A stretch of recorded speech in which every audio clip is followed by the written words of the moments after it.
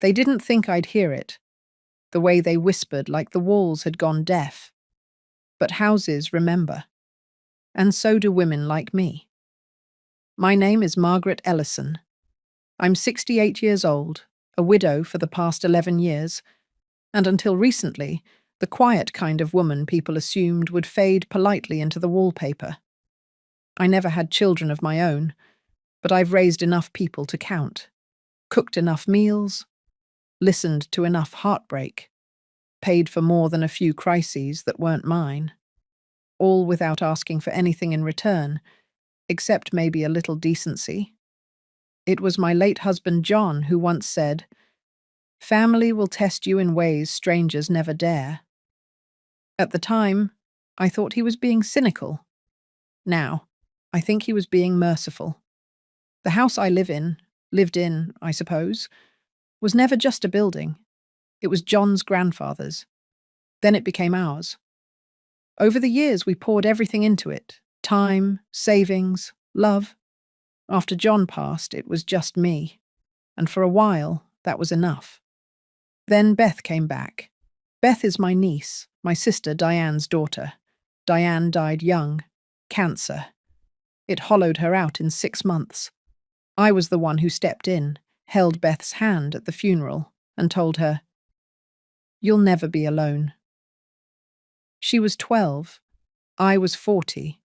And from that moment on, I became more than an aunt. I was her fallback, her backup, her quiet guarantee. So when Beth and her husband Greg asked if they could stay at the house, just for a while, after they hit some financial bumps, I said yes, without hesitation. It was meant to be temporary. I even moved into the smaller bedroom and let them have the master suite. No complaints, no strings. Over the next few months, they started making little changes, rearranged the furniture, repainted the dining room. Beth once suggested knocking out a wall to make the kitchen more open concept. I laughed. I thought it was a joke. Turns out, I was the punchline. I first heard about the party from my neighbour, Judith. "Oh, it's so lovely they're throwing that big birthday bash for Beth. I didn't know you were hosting." Her smile was bright and innocent. My stomach turned. I hadn't been told there was going to be a party, let alone that it would be at my house. That night, I sat in the back garden, knees stiff, mug of lukewarm tea in my hands. Inside, through the kitchen window, I could see Beth moving around like she owned the place. She had her phone tucked between her ear and shoulder, laughing. I wasn't trying to eavesdrop, but the wind carried her words to me all the same. "Just don't invite her, okay? She brings nothing. Honestly, she just hovers." There was a pause, then laughter, light and cruel. I felt something loosen in me, like a button snapping off a coat I'd worn too long. My heart didn't race. My blood didn't boil. It was worse than that. I just felt hollow, like someone had scooped me out from the inside and left the shell, standing. "She brings nothing. Not thank you. Not she raised me. Not even this is her home. Just nothing." I went to bed early that night, didn't say a word, but I didn't sleep either. Instead, I lay there staring at the ceiling, thinking of the photo I'd seen earlier that day while cleaning, Beth at 16, holding the puppy I surprised her with for her birthday. Her eyes were red from crying, but her smile was real. I'd made that smile happen. I'd worked double shifts to afford that dog. Was that nothing? I thought of John, how he used to say, "You can be good to people and still be forgotten. That's the hard truth." I never believed him, until now. By morning, something inside me had settled. Not like dust, no, like a decision. They didn't want to invite me? Fine. But I would still show up. And this time, I wouldn't come empty-handed. The thing about old houses is, they don't just hold furniture. They hold moments. Memories that creak under your feet and whisper through the curtains. That house, my house, was never meant to become a battleground. It was a home built with love, one slow, splintered board at a time. John and I bought it just after we got married. It was falling apart then, roof leaking, windows swollen shut with time. But we had dreams bigger than the floors. Every weekend we fixed something. He replaced the floorboards. I painted the shutters red. We planted roses out front, even though we knew Ohio winters would try their best to kill them. We didn't have children. We tried, for a while. I miscarried twice. Quietly. Painfully. He held me every time, and we never said the word failure. Instead, we poured everything we would have given to a child into that house, into each other. Then came Beth. When Diane passed, Beth had nowhere else to go. Her father had disappeared years earlier, and Diane hadn't spoken to much of the family. I remember the knock on the door that day. Beth stood there in oversized clothes, clutching a garbage bag full of belongings, eyes too old for 13. She didn't cry, not until she stepped into the kitchen and saw the pie cooling on the counter. Diane used to make pie. That broke her. I raised Beth like my own. School mornings, packed lunches, late-night homework stress, sleepovers, heartbreaks, every messy, beautiful part of being a teenage girl. I was there. I missed her graduation because of pneumonia. I still regret it. And I never stopped being there, even after she got married to Greg. They moved into a one-bedroom in Columbus. I helped with the deposit. When Greg got laid off and they fell behind on rent, I offered the house without thinking twice. That was 3 years ago. They'd promised it was temporary. "Just 6 months, Aunt Margaret," Beth said, pressing my hands. "You're a saint." I gave them the master bedroom. Greg said, "That's too much," but took it anyway. Beth said I was like a second mother, that she'd never forget it. She forgot it. Slowly, like erosion, the house stopped feeling like mine. I wasn't consulted when they rearranged the living room. Greg painted over John's office without asking. The green walls John and I chose together? Gone. Replaced with trendy beige. They took down our wedding photo and replaced it with abstract art, Beth said matched the aesthetic. She didn't ask. She just did. I said nothing. Because when you love someone like they're your own, you excuse things, you explain them away. They're stressed. They didn't mean it. They're just finding their place. Until one day you realize you've made yourself smaller so many times, you don't recognize your own shape. A few months ago, Beth brought up the deed. "Have you ever thought about just transferring it officially? That way you wouldn't have to worry about taxes or paperwork. We could handle it." I laughed, brushing her off. "That's not something I'm in a rush to do." She smiled. "Of course. Just thinking of your future." But it wasn't about my future. It was about theirs. I never finalized the transfer, just filed a temporary trust agreement so they could handle utilities and basic paperwork. I thought I was helping. I didn't realize I was handing over a loaded weapon. Now, as I stood in the hallway staring at the portrait of John that Beth hadn't yet taken down, I felt a wave of shame, not at them, but at myself. For letting it happen, for being too trusting, for thinking love guaranteed respect. John used to joke that I had a heart too soft for a world with claws. Maybe he was right. But even soft hearts have teeth when they've been wounded enough. I walked to my bedroom and opened the bottom drawer of my old cedar chest. Inside was the file, labeled House Documents. The deed was there, still in my name, still mine. I ran my fingers over the signature line. John's signature sat beside mine from the refinance we did before he died. Below it, my own signature. Shaky, faded, but real. They'd planned their future without me in it, but they'd forgotten one thing. I built that future. And now, I was going to take it back. The day of the party arrived with the kind of sky that feels like it's holding its breath.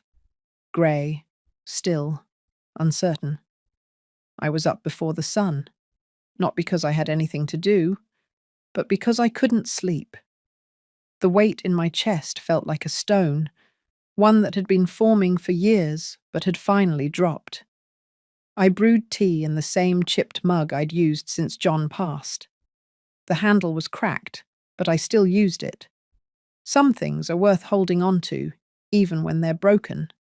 Through the kitchen window, I saw the beginnings of their celebration.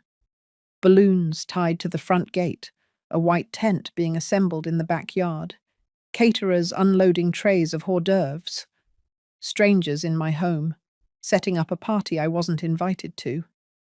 The smell of rosemary and lemon drifted through the air. I used to make lemon rosemary chicken every Sunday. I suppose they kept the recipe. At 9:20 a.m., I walked down the hall quietly. I wasn't looking for confrontation. I just wanted to retrieve a few things before the house was flooded with people who would barely remember my name. I turned the corner toward the study, the only room they hadn't touched. John's books still lined the shelves. The old leather chair, cracked and worn, sat beneath the window where he used to read the paper. As I reached for a photo album on the bookshelf, I heard them, their voices, Beth and Greg. The door to the guest room, my old bedroom, was slightly ajar. "She still hasn't left?" Greg asked, his tone low and annoyed. Beth sighed. "I told her the party was private. I don't know why she's being so clingy lately. I mean, this isn't a retirement party. It's my birthday." "You said she'd be gone by now." "She's old. She'll forget. She always does." I froze. Forget? Like I hadn't raised her? Like I hadn't sacrificed my own dreams so she could chase hers? Greg laughed. "If she's not out by the time the guests arrive, we'll just tell her the caterers need the room." Beth chuckled. "She'll sulk for a few days, but what's she going to do? Sue us?" There was a pause, and then I heard the one sentence that silenced everything else. "She's lucky we even let her stay. She brings nothing." Again, she brings nothing. I stepped back slowly, my breath shallow. I pressed one hand to the doorframe to steady myself, the other clutching the photo album to my chest. My fingers shook, but not from fear. No, something else was rising in me now. Something heavier, sharper. I walked back to my bedroom without a sound, closed the door gently, and sat on the edge of the bed. The curtains were drawn, casting the room in soft shadow, the kind of light that makes you think of endings. I stared down at the album in my lap. The cover was worn and bent at the edges, but the memories inside were crisp. Beth's first day of high school, the night I stayed up sewing her prom dress, her graduation. All moments I had given her, all forgotten. And in that stillness, I made a choice. I reached under my bed and pulled out the box where I kept the deed, the trust papers, the unsigned transfer. I took out the file and placed it on the nightstand. Then I changed into something simple, a pale blue dress John had always liked, one I hadn't worn in years. I brushed my hair back into a low bun, slipped on my flats, and tucked the deed into my handbag. I didn't look in the mirror. I didn't need to. I already knew who I was. Let them have their party. Let them laugh. Let them play host in a house they never earned. I wasn't going to stop them, but I was going to remind them. They were only borrowing a home I had already decided to take back. And today, I wasn't showing up empty-handed. I arrived at my own home 20 minutes after the first guest.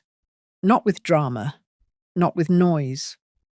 Just me, my purse, my flats clicking softly against the stone path, and the deed folded neatly inside my bag. I walked past the balloon arch Beth had ordered, the big wooden sign staked in the yard. Happy 40th, Beth. Let the new chapter begin. A chapter, all right. Just not the one she was expecting. I stepped through the open front door, and the music hit me first. Some upbeat pop song I didn't recognize. Inside, the house looked unfamiliar, like it had been dressed up for someone else entirely. The photographs of John and me had been replaced with stock family portraits, smiling strangers in frames that meant nothing. Even the scent was different. No cinnamon, no lavender from the linen closet, just potpourri and catered perfume. Beth spotted me from across the room. Her smile froze mid-sentence. Aunt Margaret. She hurried over, her heels clicking faster than her thoughts. We didn't think you were coming. I thought, you weren't feeling up for it? I smiled gently. I wasn't invited. But I live here, don't I? Behind her, Greg looked like someone had swallowed his tongue. He didn't greet me, just shifted awkwardly beside the mimosa bar. Beth opened her mouth to reply, but I walked past her. Calm. Measured. I didn't need her welcome. I walked into the living room and set my purse down on the old piano bench. It still had dust in the corner. She'd missed a spot. I took out a single manila envelope and placed it beside the birthday cake. White frosting, gold accents, 3 tiers tall. The envelope was addressed simply, "To whom it may concern." Then I turned and walked through the French doors onto the back patio. The roses I'd planted decades ago were blooming just over the fence, their petals blushing in the sun. I sat on the edge of the porch swing and waited, not for drama, not for a scene, just for the truth to arrive. Inside, guests laughed and clinked glasses. Some recognized me and gave soft hellos. Others glanced at me like I was part of the furniture. I didn't care. I wasn't here for them. 15 minutes passed before it happened. A cousin, Ruthie, bless her, picked up the envelope and, thinking it was part of the party favors, opened it in front of everyone. She pulled out the contents, started reading aloud. Her voice faltered halfway through. Notice of revocation, property deed, sole ownership. The room quieted. Then Greg's voice. What the hell is this? Beth snatched the papers from Ruthie's hands. Her face drained of colour as her eyes darted across the page.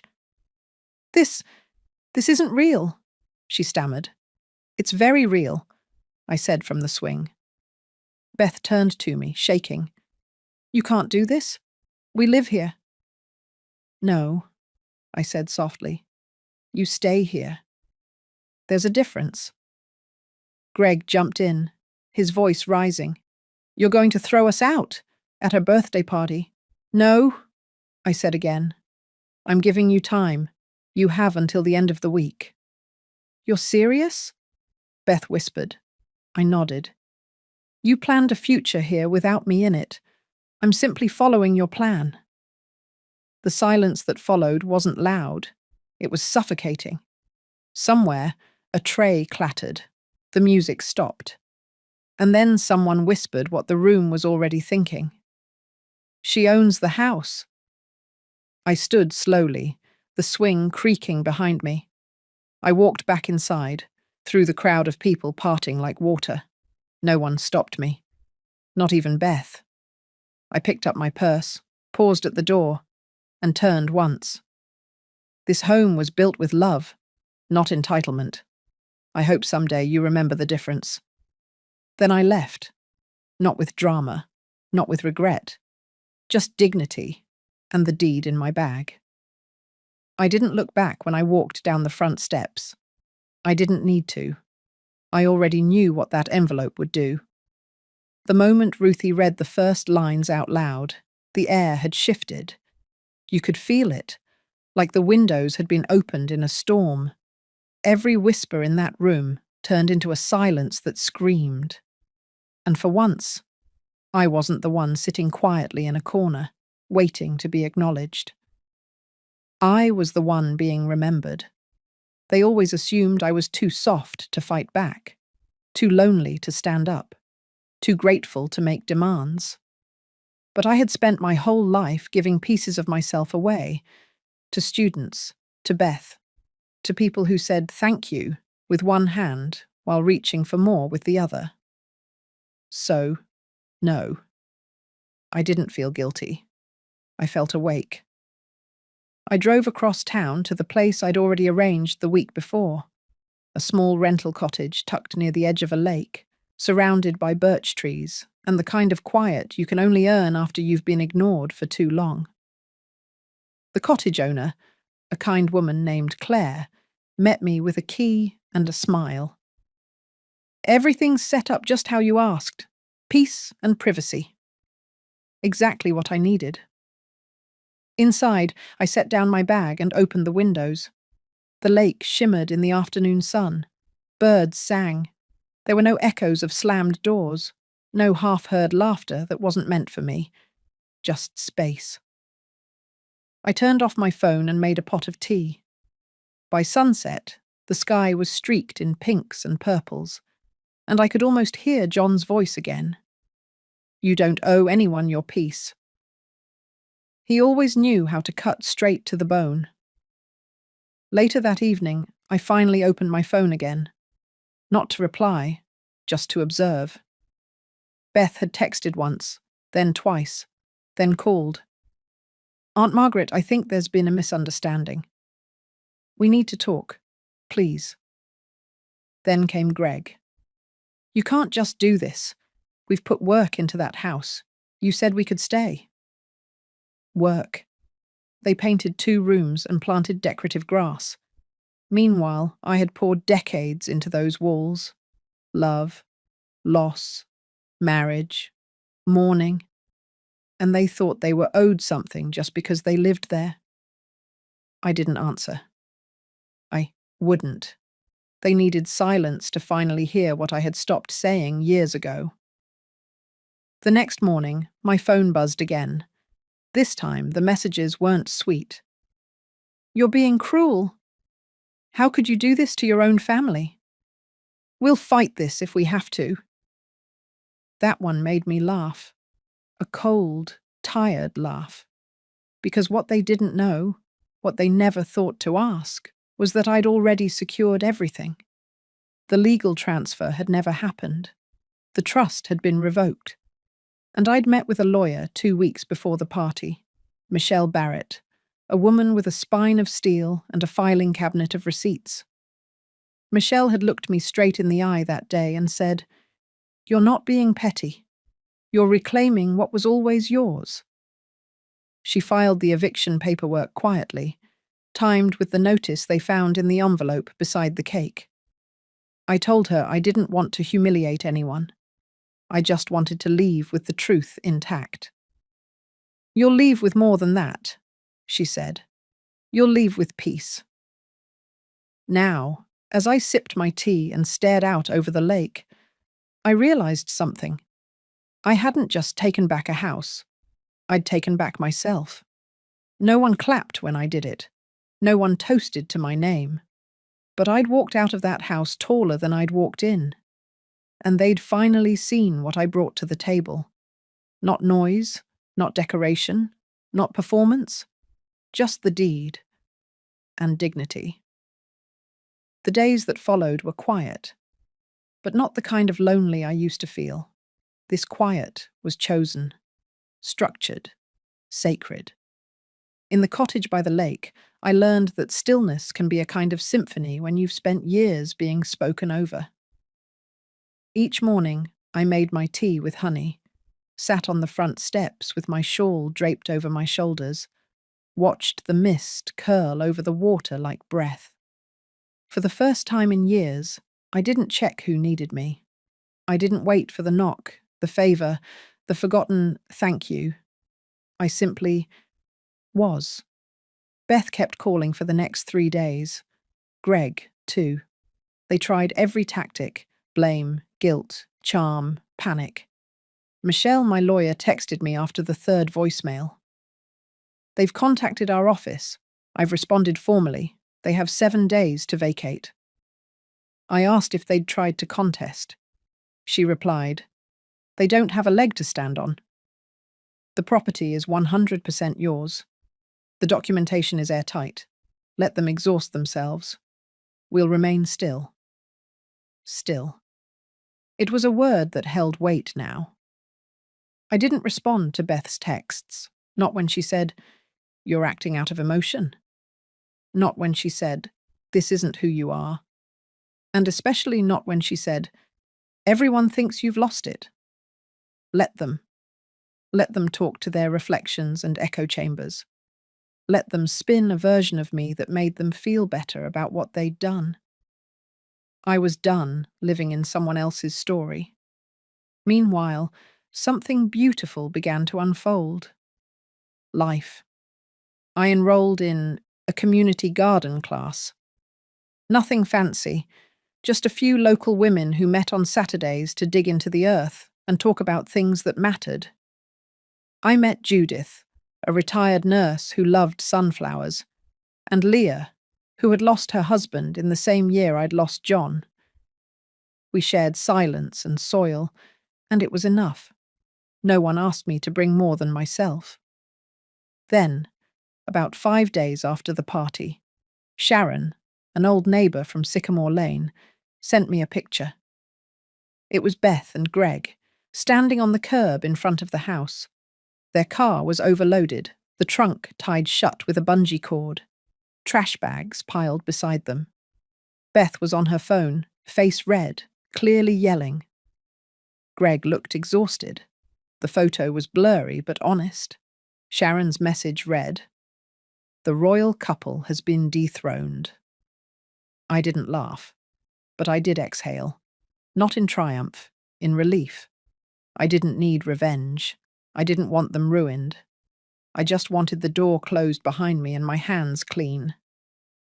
That evening, as I stood on the porch, Claire, my landlord, walked by with her dog.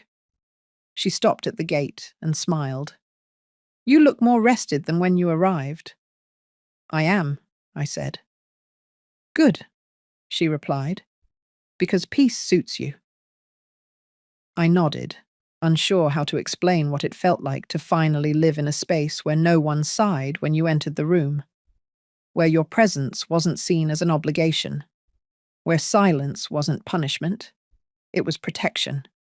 By Friday, Beth's messages had slowed to a trickle. Then, that afternoon, just as the sun was lowering past the trees, my phone buzzed one last time. A voicemail. It was Beth's voice, but smaller. Worn.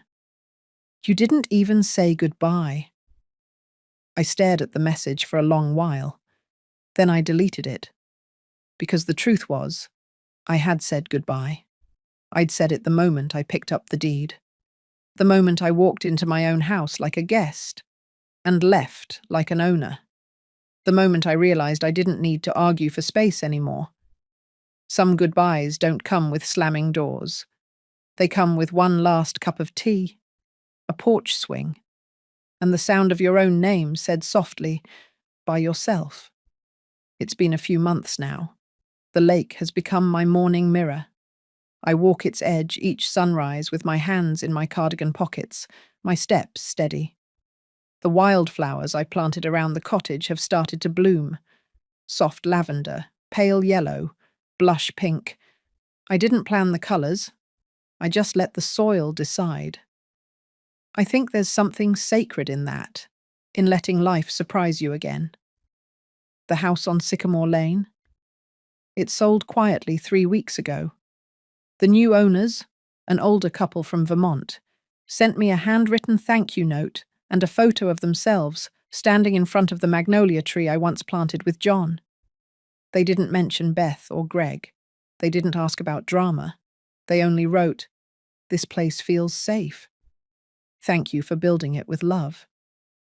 That line stayed with me. Not, thanks for the house, but thanks for the love.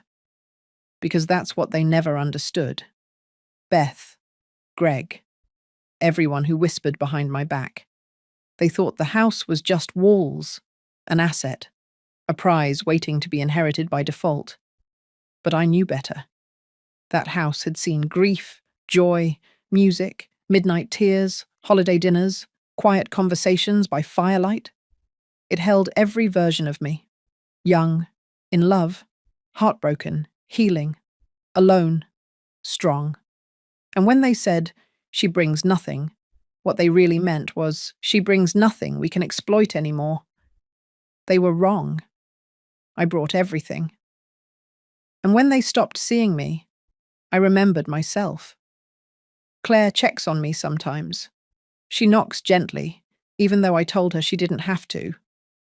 And down the lane, James, my quiet, flannel-wearing neighbour, waves each morning. He's a retired mechanic who now builds birdhouses for the local park. He brought me one last week, said he thought my garden needed company. We sat on the porch that night, sipping cider. He never asked about the past, just pointed at the stars and said, "Some people think they own everything they touch, but light doesn't belong to anyone." And he was right. Beth tried to post online about being displaced, claimed I had manipulated her, stolen her future. But the comments, oh, the comments, people remembered. Old students of mine, former church members, neighbours. One wrote, "Miss Ellison paid for my textbooks when I couldn't afford them. She deserves more than your pity post." Another, "Family doesn't mean ownership. She gave you a life. That house was never yours." I didn't reply. I didn't need to. Some truths stand tall without a microphone. And then came the moment I didn't expect. Maybe the final closure I needed. One afternoon, I was trimming the edges of the garden when a car pulled up slowly in front of the cottage. I knew that car. I knew the slumped shoulders behind the wheel. Greg. He stepped out, alone, hair uncombed, tie loosened like he hadn't been wearing it for anything important. He held a plain envelope and walked toward me like someone who'd run out of words long before running out of shame. "I'm not here to argue," he said. "I just thought you should see this."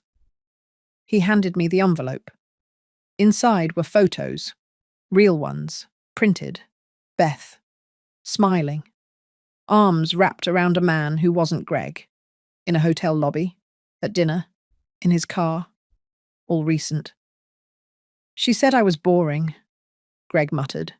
"Said she married me because I was safe, that eventually the house would give us the life she actually wanted." He looked away. "You were the only one who ever gave her anything real," he added. "And we treated you like background noise." I said nothing for a moment. Then I folded the photos, handed them back, and looked him in the eye. "You get one life," I said. "Don't spend it waiting for someone to remember your worth, especially when you've already forgotten it, yourself." He nodded, said thank you, and left. That was the last I saw of either of them. Back inside, I placed a framed quote near my front door, one I copied from John's final letter. "If you ever find yourself surrounded by people who forget who you are, walk away. You've already given them enough." It greets me every morning like a promise. And now, when I walk into my little living room with muddy gloves and wind in my hair, I know I don't need an invitation to belong. I brought the deed. I left with dignity. And I've been blooming ever since.